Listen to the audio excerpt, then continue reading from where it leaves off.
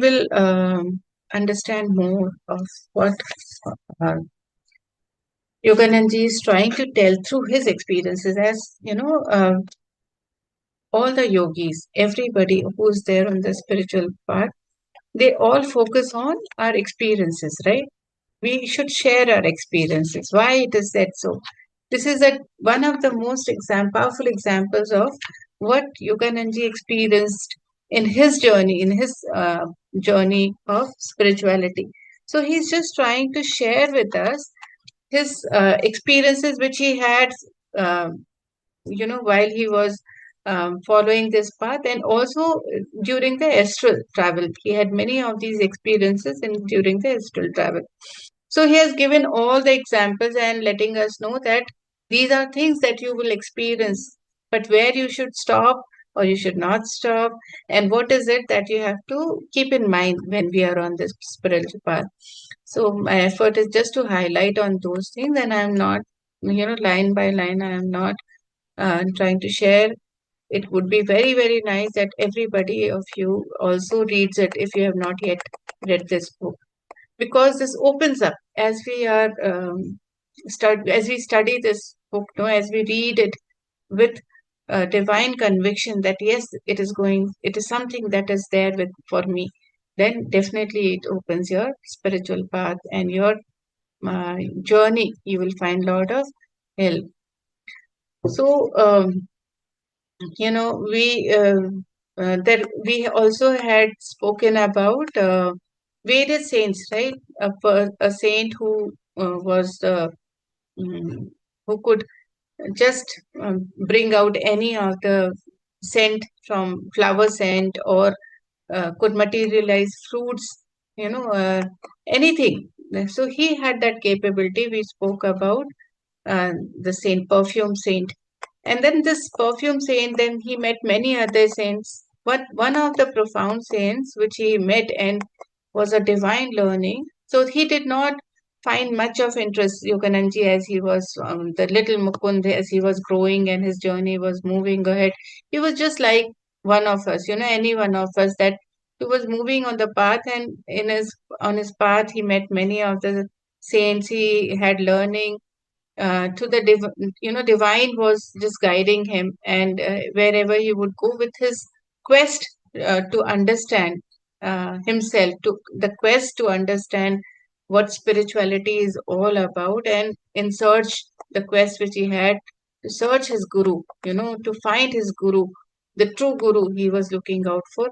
He did not find interest in all these different swamis, the saints who could just like perfume saint or somebody, because he felt these are all external. This can be achieved by external some practices, and anybody can do. He was looking for a guru who has internal, who's deep within, who has internal realized himself completely. So in this journey of meeting different saints, he met Tiger Swami, another Swami. He was Tiger Swami.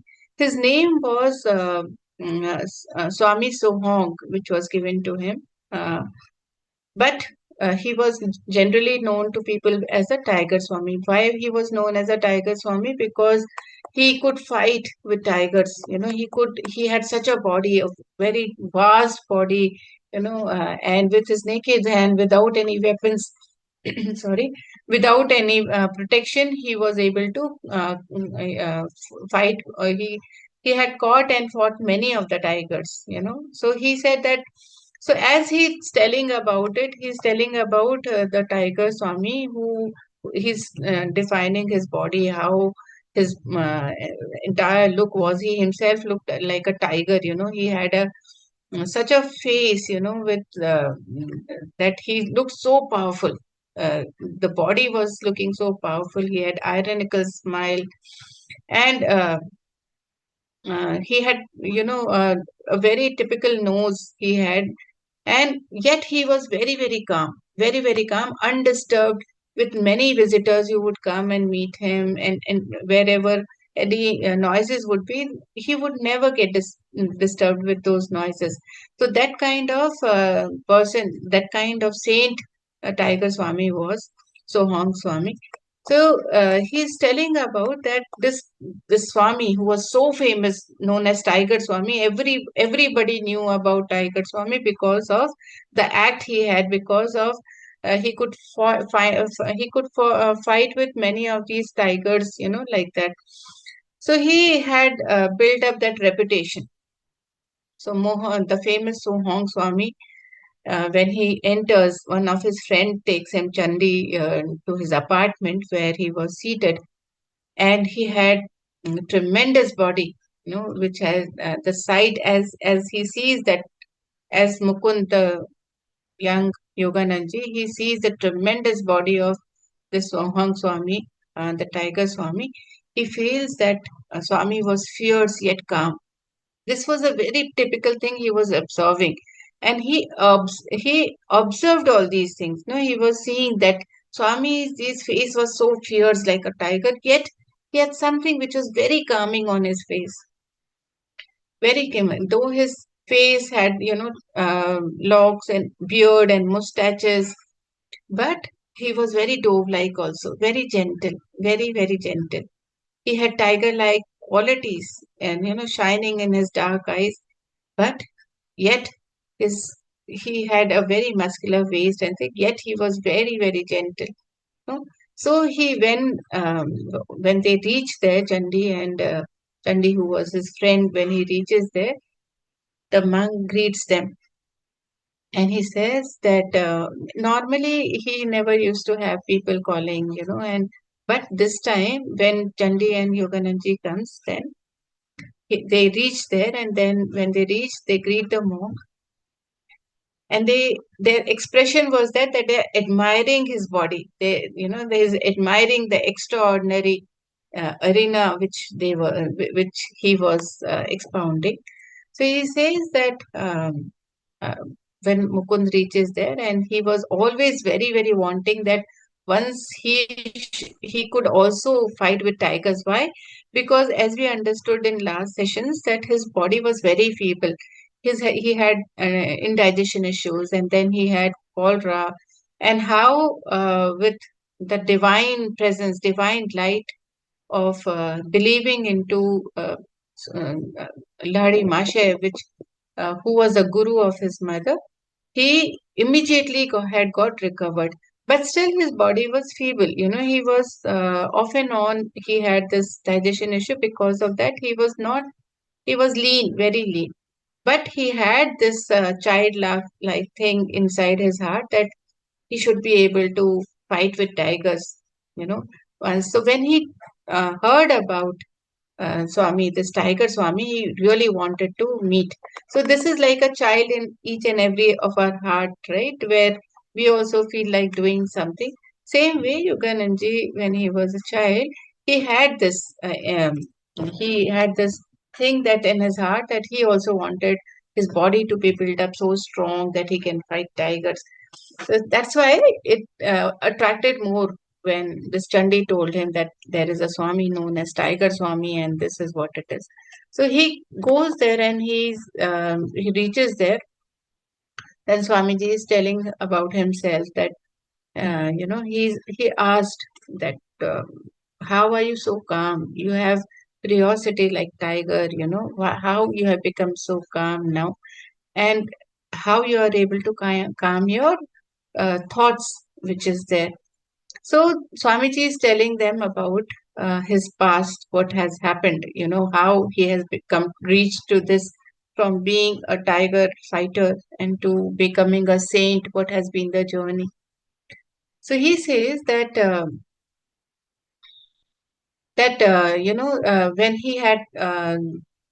when was fighting with tigers, everybody knew him, and what happened was that he happened once he used to fight with tigers, treat them as pussycats, tame them, and he never used to consider them as a jungle beast. He just used to train, and they used to just fight and then make them pussycats. So once what happened is that his father, he came and he warned him. He warned him that You have been doing this and it is not right. What happened was that over a period, he got lot of ego. He felt very proud of himself, and he felt that that ego was uh, going above his head. He started feeling now he can use these tigers and many other wild animals just the way he likes them to be, like himself to be treating them. So this his father was also observing, and there was a lot of other people who, because he had become very, very popular, so there were a lot of people who were seeing him, that the change which was coming in. Then Swamiji, he says, no, that Swamiji, I think I could impress my subconsciousness with the thought that tigers are pussycats. But could I make tigers believe it? That is what Mukund says, that, okay, you say that these are pussycats, but can I make tigers believe that they are pussycats? They are bees. They know, they will not understand themselves to be pussycats because they have a tendency of becoming like, behaving like tigers. So he says that to me they are pussycats. To me they are pussycats, and I can still make them pussycats.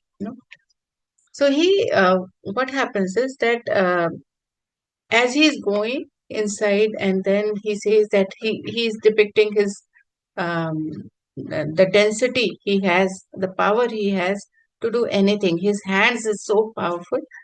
So he went and he just, punched a wall, and the entire wall had fallen. That showed the curiosity of how much he has the strength. So as he's going inside, he feels that he's telling the story about once he went with all this ego, everything, had built it up. And once he happened to go to a place in Bihar, and that place is called Kuch Bihar. So he happened to go there, and he wanted some peace because that was a small place in India, and where a lot of people will not come. He said, I wanted some peace, so I wanted to go there. So when he went there, he was so popular that even in that Kuch Bihar, which was a very small place, there also crowd followed him, and all the streets, started calling out his name as Tiger. um Swami, Tiger Swami.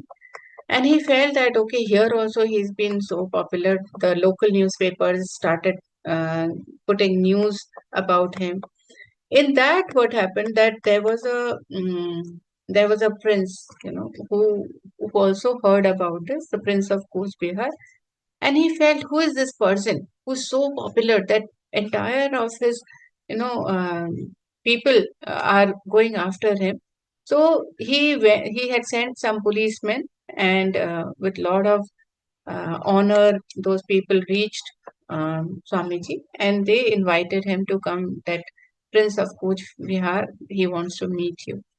When he went there, while he was going, a lot of respect, lot of honor was given to him while taking him to the palace. When he went there, then this person, the Prince of Kuch, he makes him sit in a royal way, and he welcomes him with lot of gold brocaded seat. He makes him sit, and he says that he asked about him, that I heard that you can fight with tigers, and I want you, and with that too with the naked hands. Is that true? He said, yes, I can do that.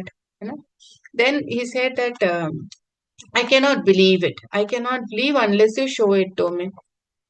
So he said, okay, there's no thing, and then I can show it to you. There's nothing. I've been doing it, and I can do it for you once. Okay.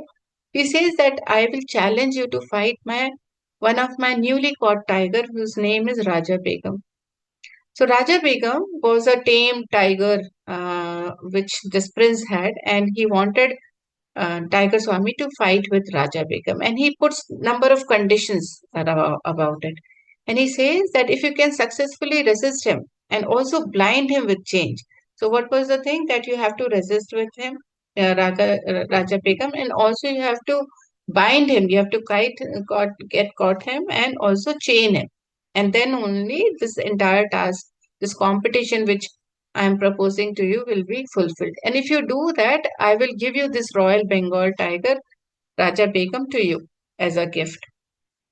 and several thousand rupees also I will give you, he said, as a gift, which after you win with Raja Begum, you will get it. So he said, and then he says, if you don't accept my this challenge, the prince says, if you do not accept my challenge, then I will, I will in throughout the state, I will make sure I will blazon your name that you are fake. You are not a tiger Swami. You have nothing. You cannot challenge yourself to fight with the tiger, and you are. It's just a fake. It's just an imposter. So there was no choice with the Tiger Swami but to take that challenge. So he says that, can I see the Royal Begum, this Raja Begum once? He says, no, you cannot see. You can see only on the day the challenge is there. So why this story is there, and very, very, Yogananji has been telling about this story many times, and why I chose this to share with you is that it tells about the intensity of the ego that was there. Also, the popularity was there for this Tiger Swami. And this ego which the prince has, he's not able to digest that, okay, somebody is so popular, somebody is there that his own people are following him and doing it. And that is why this match happens. So when there was a 1 week ahead, this all happened. And then this 1 week's time was there to prepare mentally and physically. So when he accepted the challenge to Agasami and he was going back, now there was nothing royal. They all, the umbrella, everything was missing because he just wanted to call the prince because of his own ego. He had called Tiger Swami. So now during this phase, what happened was that this Raja Begum, that tiger, was there. He was not given enough food. He was made to keep hungry so that she's able to attack Tiger Swami more fiercely. So um, what happened that he says that he had supervised the erection of storm-proof pavilion. Now the very big pavilion was done and which was storm-proof. There was nothing which can be done. A big stadium, kind of a big place, a pavilion was prepared for this entire thing. And all the people of his state was invited. Prince had invited everybody in and around. And that can accommodate thousands and thousands of people. The Raja Begum was held in enormous cage. And then that tiger was, Raja Begum was so hungry that from his eyes it can be seen that he is roaring, that she is roaring and is looking for blood.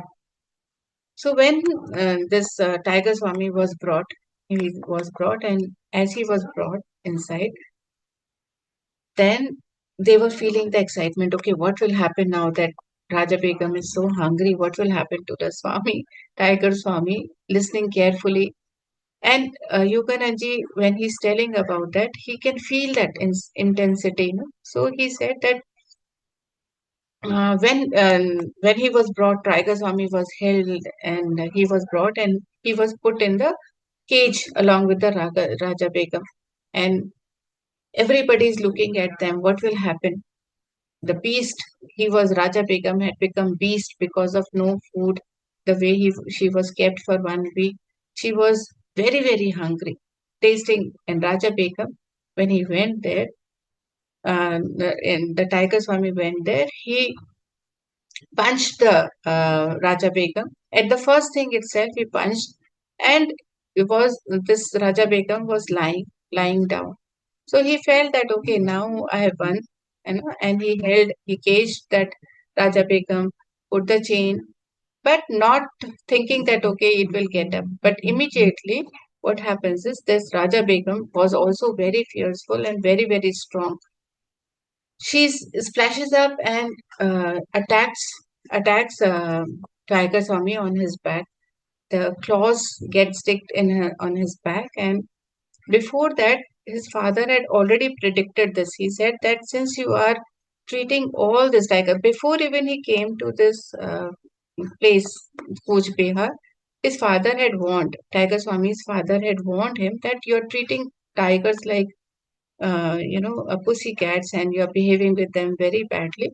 So there is a lot of rage in the animal kingdom. And whatever you are doing, the law of cause and effect, it seems that it will come back to you and it may hit you hard.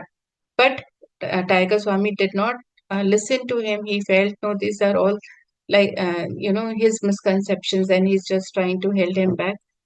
So he says, don't put all that in your mind. And in those days, and now also in India, if a father is saying, or grandfather is saying, or any elderly person is saying something, they were supposed to follow. If father is saying, you leave it now, no more, this type of thing that you fight with tigers, treat everybody equally. He says, no, you are just, don't do that. Don't stop me from that. And that is when he came to Kuch Bihar here immediately after that. So this is a lesson which he learned, great lesson. So Raja Begum, when this is happening, he was inside the cage and he had attacked, um, he had attacked the Tiger Swami on his back. But Tiger Swami was quite conscious and he knew what he has to do. He immediately once again punched Raja Begum, and this time, though his shoulder was bleeding, his back was bleeding, he said that I felt violently, but immediately I got up and chained the Raja Begum more intensely than the before.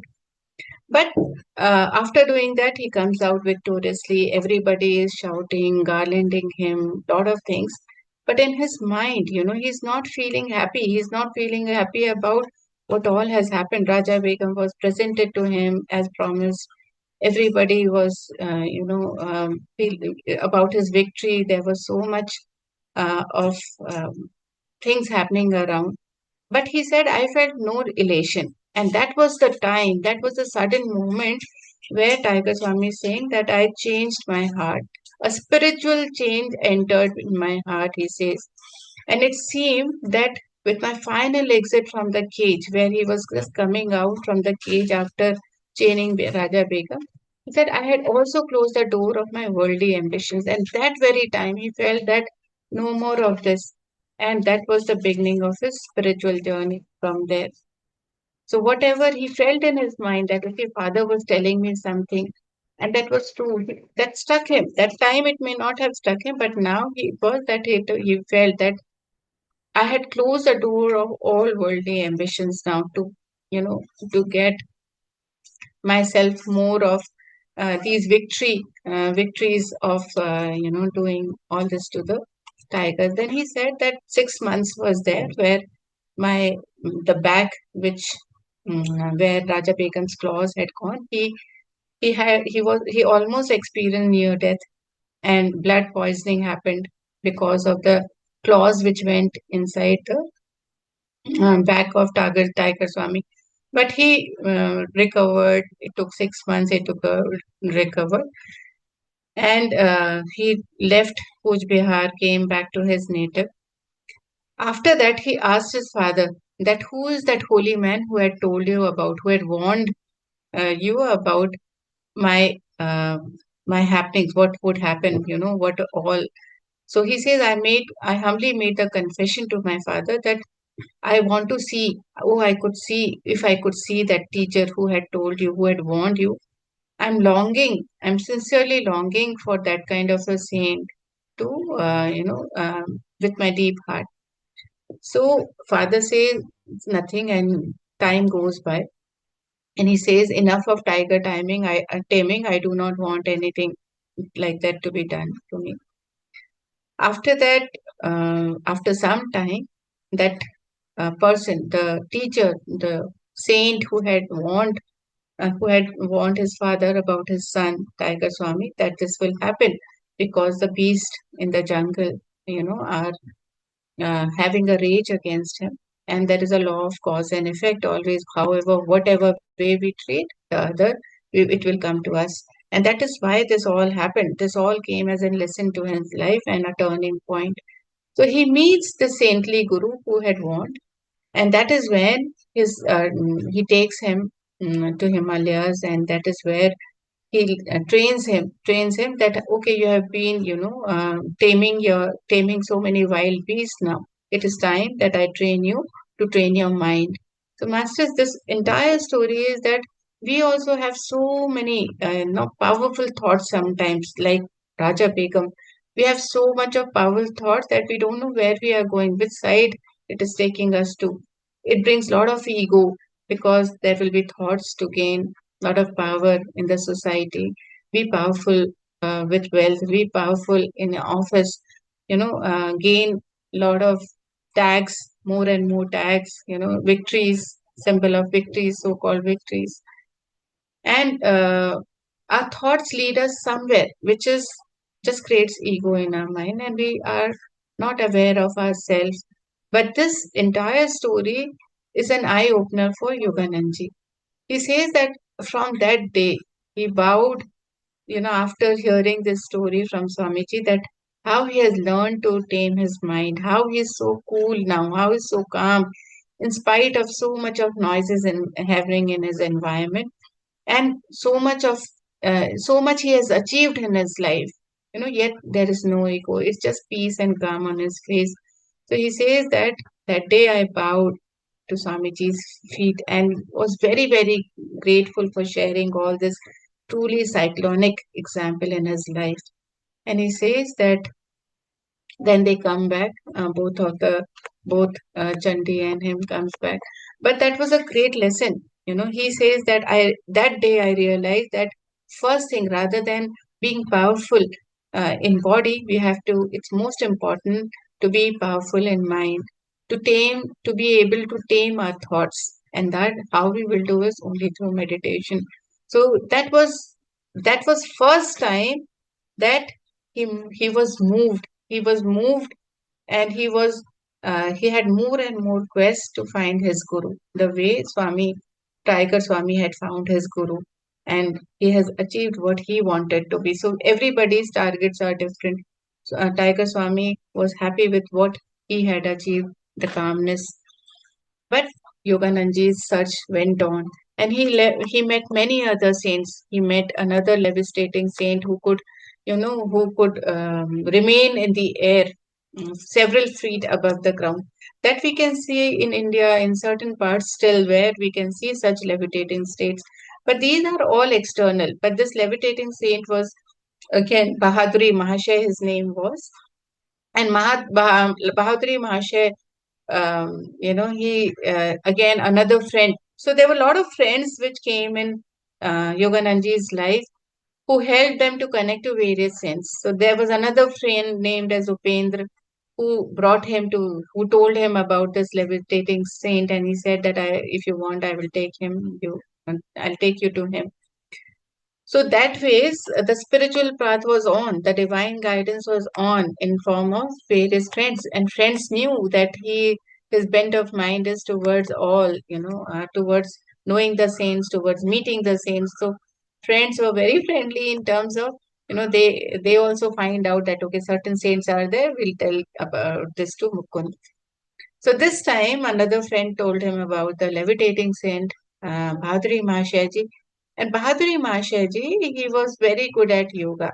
He was very yoga. He was expertly mastered various pranayams he had, and especially the eightfold yoga outlined by Patanjali. Ballahari Mahasaya was one who could perform all these pranayams very, very well. So there is one incident which Yogananji is telling about his meeting with this Bahadri Mahashaji. Is that once the Bhastika Pranayam, where we raise our hands, inhale, raise our hands and bring them down with a deep exhalation. So that is the Bhastika Pranayam. And Lahari Mahashaji was performing one day this pranayam, and Yogananji happened to be there. He said that it was the Bhastika Pranayam was amazing. It had amazing force, and it was like an actual storm which had come in the room. So when he inhaled, he inhaled deeply, and when he exhaled, it was like a roar. It was a storm kind of thing. And then entire when inhalation again happened, then entire that extinguished the thunder breathing, and he became motionless. He became motionless and went in high state of super consciousness. That is how this Mahashaya ji was there. And his aura of peace after the storm was that he cannot forget. Yogananji says, I cannot forget. It is very vivid, but beyond forgetting. So Bahaduri Mahashaya was such a saint who could practice pranayams very intensely and he had mastered them. And that was the power of Bhasika Pranayam, which he's talking about. One breath which could take him deep like a storm with the exhalation, and with inhalation, complete peace getting connected to his super consciousness. So Yogananji says that I could never, never forget. And that way, Lahari Mashaji, he was a sage who would be around 50s and 60s, somewhere around that. And he says that his body, he had a very vibrant body, and he could sit in lotus posture for long, and it was very noble, very, very noble.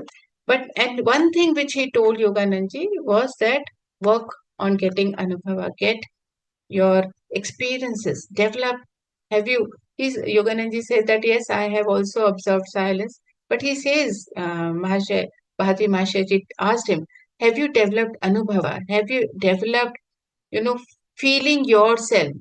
Have you Anubhaved yourself? Have you experienced yourself, ever, your true self? So he says that he was reminding me of God's love. When he said Anubhava, Yogananji said that he reminded me of God's love more than meditation, that our focus should be to connect to God's love, the love which we are made from. And he said, do not mistake the technique for the goal. Technique, the breath, meditation is just a technique. Our goal is to be one with God and feel his love. He says that was a very important lesson which he learned with Bahaduri Mahashaji, and he focused on that. And that from then onwards, Yogananji always focused on the love of the God, the love that he always said that experience in your heart, and help others, help others to experience within them. So that became his throughout lifelong journey. Whatever Bahaduri Mahashaya had told him, that he followed throughout his life. And then this sage also had told that he will, in the end, he writes that Bahaduri Mahashaya, who was a levitating saint, he said that mm, I had so many experiences. So Yogananji, when he asked, why don't you write book? He said, no, I don't mind write myself. I'm training my disciples to write their experiences, because they should understand the power of experiences. They should understand how it is necessary to note every experiences that we get during the spiritual journey. That is how he was brought up with learning from very, very various saints. Uh, Yogananji grew up like this. So this was one of the very, very important milestone in his life. And the saint, he had blessed him when he left Bahaduri Mahashaji's place. Then, while taking a farewell blessing, Bahaduri Mahashaji has said to him that, son, go to America, take the dignity of Ore India for your shield. Victory is written in your brow. So he had already declared that you will be going to America, and you will be victorious, because I can see the victory is written on your brow. The noble, distant people will well receive you. So when he reached there, though he was alone, he never had stepped out from his, India to anywhere except his thirst for going to Himalayas. But when he reached America, he was greeted. He was greeted with warmth in America, and that is how he took all the learning of his life from east to west. So that was the journey with Bahadri Mahashayaji.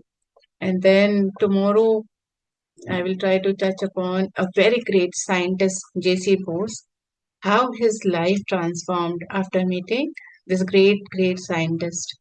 Masters, today we'll stop here. Thank you so much. Thank you.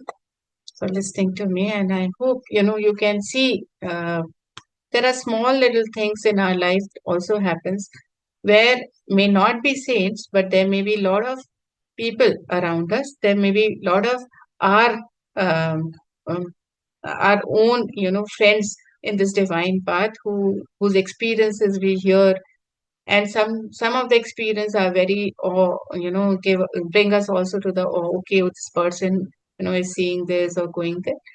But as we will go in this journey, we'll find that where do we stop? What is it that we should take, and what is it that we have to just leave and um, continue on our mission, not forgetting our goal. So, though he made so many saints, but he did not stop. He did not stop because his goal was to reach to his guru, to meet his guru, the guru who's more intense in his heart, and inner word. He's that, not the outer word. Like these things, he said that these are siddhis which can be attained by anybody. So thank you so much, masters. Grateful to you. A lot of gratitude for listening to me. Thank you and giving this opportunity. Thank you to the Mahavatar Foundation. Thank you. Thank you, madam. Each session is a sacred journey for us and feels truly divine, and this session was no exception. So every day we feel very grateful for the grace and clarity you are giving and leading us. So may this session continues, madam, to awaken the Yes. soul and deepen our inner journey. Yes, we Thank will you, do madam. that. Thank you so much. Yeah. Do any masters want to share your experience with the autobiography of Yogi? You are welcome.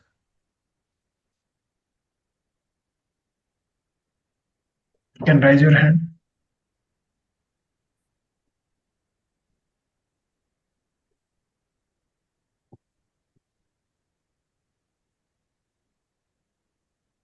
Let's close this session today and we'll continue Yeah. tomorrow. We'll continue tomorrow. Let's thank Universe and Mahavatar Foundation for giving us this platform to learn wisdom from many masters, and let's thank all the masters who have attended the session. Thank you all.